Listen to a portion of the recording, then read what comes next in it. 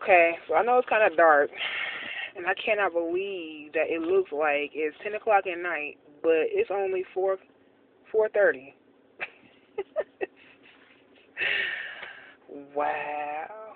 I don't know, but I was sitting here thinking about something crazy. Like, does anybody believe in superstition? Me, I do, to an extent. Like, I believe about the black cat. If a black cat crosses in front of your car, should you bless your car? I think you should. If a black cat crosses in front of you, should you bless yourself? Yeah. If you walk underneath a ladder, you think you have bad luck for 5 years? I don't think so. If you break a mirror, will you have bad luck for 7 years?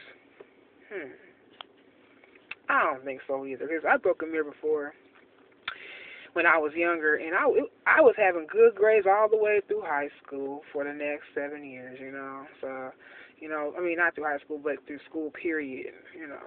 So I don't believe that junk as far as I can throw it. What's another one? Oh, if you sleep over your foot when you're cleaning the kitchen, will you have bad luck? Or would you have to spit on the broom, step on it, and all the extra stuff in order to get rid of the bad luck? Do you believe in that? Would you really spit on your broom? I know I wouldn't. What's another one? I'm trying to think. I know that I know that there's a lot more because they got books and stuff on it, like where they talk about like your elbows and your fingers and tippy toes and all that crap. I just don't believe in stuff like that. I do believe in compatibility with signs and stuff, like I base my relationship off of signs. Like if you're if you are a Cancer, we are best friends. If you are a Taurus, we can be best friends, but your stubbornness is really going to have to go. Like, either your way or the highway, that does not work with me because that's my saying when it comes to me. So we really, it's not going to work out. That stubbornness. We going to have to come to some kind of agreement or something. Like, if you eat up all my cereal and you knew that the cereal was not for you, but you eat it anyway because it's your house, that shit's not going to work. If you are a Scorpio, oh, we definitely gonna get along because two freaks is like a blow up in the house. I promise. But your hot ass temper is gonna have to go, like for real. We cannot be. I say one thing and you just snap off because of your hot ass temper and think that everything is gonna be cool. I don't think so. No. The other one is, I said Cancer, Taurus, Scorpio, and there's one more that is compatible with the Pisces, and I believe that is a Capricorn. Sweethearts, down for you, everything. I haven't met a Capricorn that has flaws, anything bad about them. But, they do kind of get irritating with the over affectionate type of shit because I'm not really an overly affectionate person. I used to be. But when you date somebody that's not affectionate at all for 5 motherfucking years, the affection tends to fly out the window. So that's one thing. Now, the signs I'm not compatible with is Aquariuses, Libras, Geminis. And Sagittarius is kind of an iffy on both ends because they're not really a compatible sign with anybody. They go with the flow, according to what my knowledge is. The reason why I don't get along with Aquarius is because the ones I've met, let me just narrow it down, the ones that I've met have lying tendencies, tend to say stuff and don't do it. What's another one? That they don't really Okay, that's another thing is that they don't ever make the first move. Same thing with Libras. You always have to initiate what is going on. You know what I'm saying? Like if you want to initiate sex, you have to initiate. You have to be the initiator with Libras and Aquarius. I have never known a Libra or an Aquarius to initiate unless they're drunk or some type of intoxication. You know, and they always like to pull hair. I don't know what's up with the pulling hair issue, but I love my weave. Don't touch my hair, man. I promise. Don't touch my hair. You know, if it's some braids or something, that's cool. You can pull, yank. But if it's a ponytail and you know it's like some type of attachment, don't be trying to pull my ponytail out and throw that shit on the floor like that shit's cute. And I'm like, are you for real? Now, Sagittariuses are the same way.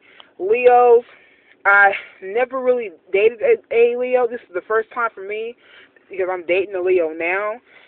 And, you know, about Aquarius, Libras, Leos, and Aquarius, Leo, Libra, and Virgos. They all love their space. Space, space, space, space, space. I love my space, too. You know what I'm saying? But that much space, come on. Like, if it was up to them, they would never call you. It would always be the other way around. Like, you would have to call them, and then they would call back. Sometimes they don't call back at all. Sometimes they got their phone on vibrate, silent, some other shit. You know, you trying to get a hold of them. Now, what if your motherfucking ass up in there dying or some shit, goddammit? How are you supposed to get a hold of this person if their phone's always on silent or vibrate? Come on now. I'm just breaking it down from what I've been through with the signs, okay? And I am not compatible, especially with a Libra. I was dating a Libra for 5 years. Me and him are best friends, but we just came to the terms it's never going to work because we are not compatible as far as relationship-wise. We are really good friends. I grew up with this person. I love him to death, but, you know, the whole relationship thing, we tried it, and it just didn't work. I've dated a Virgo before, and he was not my cup of tea. Geminis, I've dated one, and that's all I got to say about that. As far as an Aquarius, I've never dated an Aquarius before. I should say that I've had a couple of, seasons is what this one person told me, but for something else. I would call them part-time jobs because you're not really dating the person. They're just there because for your convenience. Kind of like a jump-off, you know. That's kind of what this person was to me. And he wasn't really my type like personality-wise. But sexual, we had a very, very, very, very strong sexual chemistry. Like, the sexual chemistry was there on point, but everything else wasn't. And that's kind of how it works when I date somebody that is either a Gemini, an Aquarius, Virgo, or a Libra. Me and my ex, we had a very strong sexual chemistry, but being that I knew him for so many years before we dated, it lasted longer because we knew each other before we dated. Now, the other thing I want to say about relationships is, people say, how come my relationship don't work? How come it only worked, we was only together for like 2 months and then it broke off? Well, because the huge mistake that people make, when they date and stuff like that is that they rush. Rush. I got to have this person. They seem perfect. They seem this and that. Okay, that's when you first meet them. The real them don't come out till like 6 or 7 months later after you get done meeting that receptionist. You know what I'm saying? That's who you meet at first is the receptionist. Then after 6 months, that's when the real them comes out. It's kind of like this, Ask your friend, in the beginning, how are you and Joe Blow doing? oh, we're doing great. You know, his relationship's perfect. You know, his personality is on point. You come back 5 months later.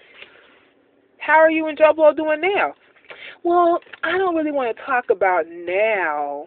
I want to talk about when we first met, you know, when he was like this, because Amanda changed. You know what I'm saying? They are holding on to that, what they call first impression.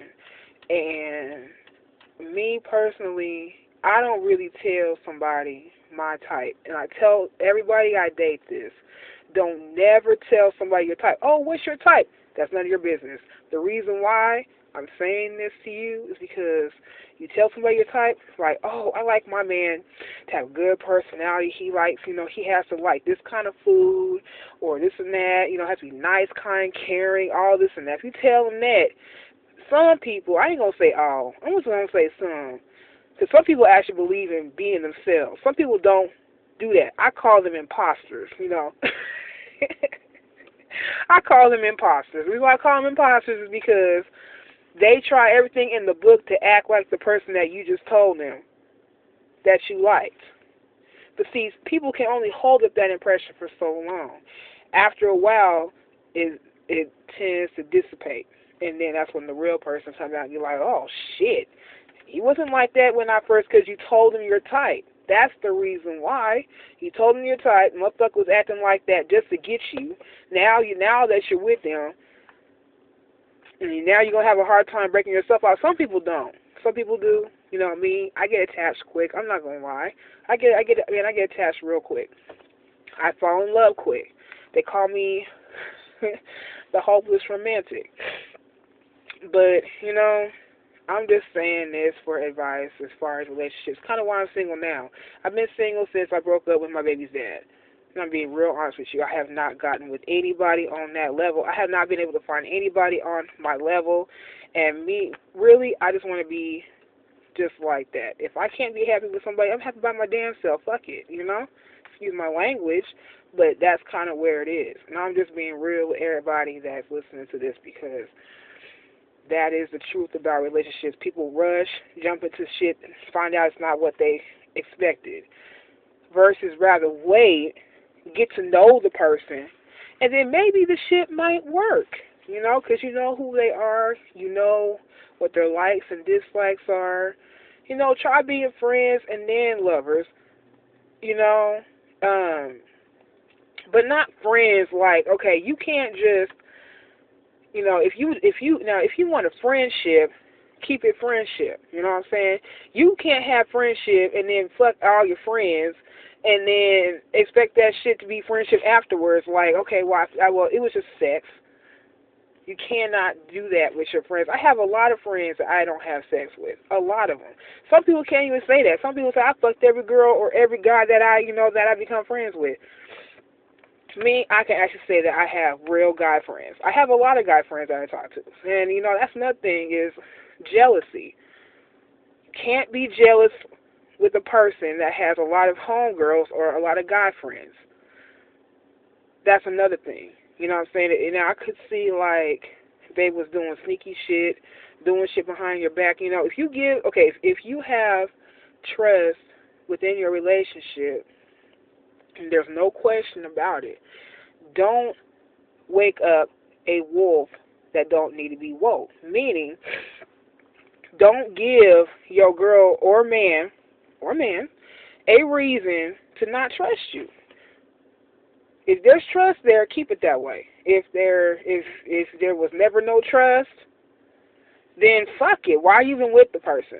Why are you even with the person? That's what I think. Why are you even with the person, period? Me, I have a trust issue. And when I do trust somebody, I trust them to an extent. I can't say I've trusted somebody fully. The only person I really trusted fully was my best friend. He's the only person that I trusted fully in a relationship because I had already knew how he was before we dated. Some people don't have that kind of trust. Some people that have trust, fuck it up. And I don't understand why they do that. Don't understand. Some people, and it's always for somebody that has something that their woman don't have. Like, a woman that I can't talk to her, so they're going to find somebody that they can talk to.